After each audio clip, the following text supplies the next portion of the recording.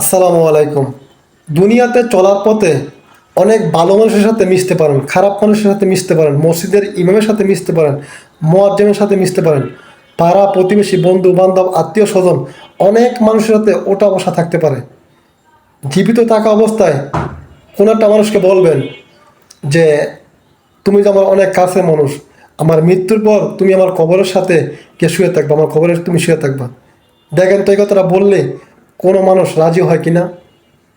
দুনিয়াতে দেখবেন অনেক মানুষ আছে, টাকা পয়সা থাকলে, শরীরে জোর থাকলে, ক্ষমতা থাকলে অহংকার দেয়, গরিমা দেয়, শক্তি দেয়, একটিবারও চিন্তা করে না। মসজিদের মাইক দিয়ে আজান দিচ্ছে মুয়াজ্জিন সাহেব, মসজিদে গিয়ে নামাজ পড়তে হবে, আমি কোথা থেকে আসলাম, কোথায় চলে যাব, একটিবারও চিন্তা করে না। সেকেন্ডের ভরসা নাই, কখন যে আজরাইল সামনে এসে দাঁড়ায় তার কোনো নিশ্চয়তা নাই। একটিবার চিন্তা করুন, দুনিয়াতে আমরা যখন লেখাপড়া করি সে প্রশ্ন কিন্তু আমরা আগে থেকে পাই না, জানিও না কি প্রশ্ন আসবে, কিন্তু আল্লাহ তাআলা আমাদেরকে মায়া করে ভালোবেসে দেখেন কবরের ভিতরে গেলে আপনাকে কি প্রশ্ন করা হবে সে প্রশ্ন কিন্তু আগের থেকে ফাঁস করে রাখছে। হতভাগা জাতি সে প্রশ্ন জানার পরও কিন্তু সে প্রশ্নটা কিভাবে উত্তরটা মনে থাকবে সে সে কাজগুলো করেন না। হয়তো জানেন কি প্রশ্ন করবে আর কি উত্তর আপনাকে দিতে হবে সেটা আপনি জানেন, কিন্তু যখন নাকি আপনি মৃত্যুবরণ করবেন, সকালে মৃত্যুবরণ করলে দুপুরে নিয়ে যখন নাকি আপনাকে গোসল করাইয়া জানাজা পড়াইয়া কবরে রাখা হবে, 40 কদম আসার পরেই ফেরেস্তারা আইসে আপনাকে তুলবে, আপনার বসায় প্রশ্ন করবে। আপনার প্রশ্ন হয়তো আপনার মুখে আসবে কিন্তু আপনি উচ্চারণ করতে পারবেন না যদি আপনি ভালো আমল না করতে না পারেন, সঠিক মুসলিম মুসলিম হয়ে যদি মৃত্যুবরণ করতে না পারেন। প্রশ্ন উত্তর জানেন কিন্তু উত্তর দিতে পারবেন না।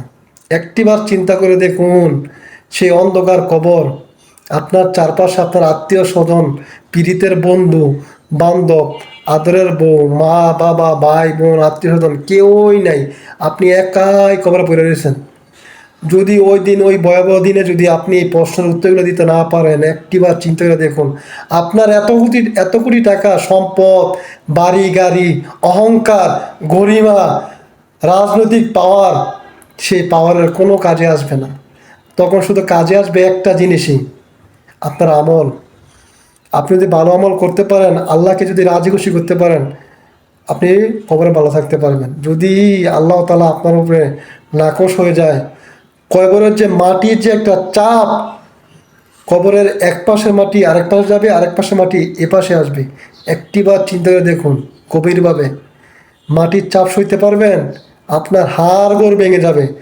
দুনিয়াতে হয়তো মানুষ জানবে আপনি মৃত্যুবরণ করছেন, কিন্তু আপনি তো জীবিত আছেন কবরের ভিতরে। দুনিয়াতে সামান্য একটু চিমটি দিলে কেমন পোড়ায়, একটা পিঁপড়ে কামড় দিলে কেমন কষ্ট লাগে, একটা একটু হাত কেটে গেলে রক্ত করলে কেমন ব্যথা লাগে, আর সেখানে আপনার বুকের হাড়গুলো ভেঙে চুরমার করে দিবে।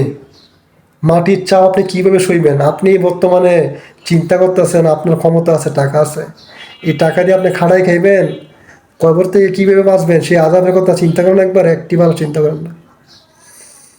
আপনার কবরে কি রকমের ভয়াবহ আগুন থাকবে, আপনাকে বিষধর সাপে কামড়াবে, বিছু আছে না, বিছু আপনাকে কামড়াবে, আরো কত রকমের আযাব। সামান্য একটু শরীরে আগুন লাগলে কেমন ফুরায় শরীর, আর সেই আযাব থেকে আপনি কেমনে বাঁচবেন? আল্লাহ যদি মাফ না করে, আল্লাহ যদি মাফ না করে, কোনো মানুষ সেখান থেকে বাঁচতে পারবে না। কবরের আযাব থেকে কেউ বাঁচতে পারবে না যদি ভালো আমল করতে না পারে, আল্লাহকে যদি খুশি করতে না পারেন। যারা 5 ওয়াক্ত নামাজ জামাতে সুইকারে পড়ে তারাই আল্লাহর ভয়ে কাঁপে, তারাই আল্লাহর ভয়ে কান্দে যে আল্লাহ আমি নামাজ পড়তেছি, আপনি যদি মাফ না করেন আল্লাহ আমাকে কে বাঁচাতে পারবেন না। আর যারা নামাজ পড়েন না, ক্ষমতা লিয়ে ঘুরেছেন, দুনিয়া লিয়ে ঘুরেছেন, দুনিয়ার এই রঙিন দুনিয়ার পিছিয়ে ঘুরতেছেন, তাদের কি অবস্থা হবে? গভীরভাবে চিন্তা করে দেন, গভীরভাবে চিন্তা করেন যে কবরের আযাব কতটা ভয়ানক হতে পারে। দুনিয়ার আগুনে সহ্য করতে পারেন না, দুনিয়ার কষ্ট সহ্য করতে পারেন না, সামান্য একটা রোদের তাপ দেয় এটার জন্য ছাতি ব্যবহার করেন, ঘরে এসি লাগান, আর ওইখানে অন্ধকার কবর, কোনো কিছু দেখা যায় না, আপনি ছাড়া আর কেউ নাই। ভাবতেই তো ভয় লাগে ভিতরে। আপনারা কেমনে থাকবেন ভাই যারা নামাজ পড়েন না? তাদের কি হইব, আল্লাহ আপনাদের কি করবো? যারা নামাজ পড়ে তারাই তো ডরে বাঁচে না, কি অবস্থা। আল্লাহ তালা সবাইকে হেদায়েত দান করুন। এই কবরের ভয়াল আযাব থেকে আল্লাহ তালা আপনি আমাদের এই মুসলিম জাতিকে হেফাজত করুন, সবাইকে বোঝার তৌফিক দান করুন আল্লাহ তালা। আপনি সবাইকে হেদায়েত দান করুন। আমিন।